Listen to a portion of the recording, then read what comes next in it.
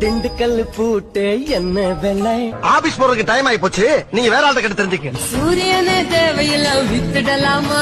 அட பண்ணாட என்ன உங்க அப்பா மூடு சொத்தா நீ பாட்டு கட்டு விக்கிறதுக்கு?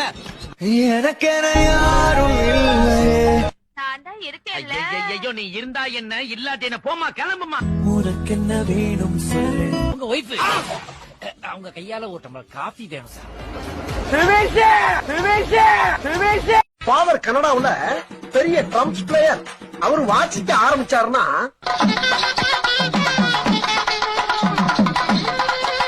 என் மம்மி வெஸ்டர்ன் கிளாசிக் டான்ஸ்ல பெரிய மேஸ்ட்ரோ. அவங்க ஆட ஆரம்பிச்சா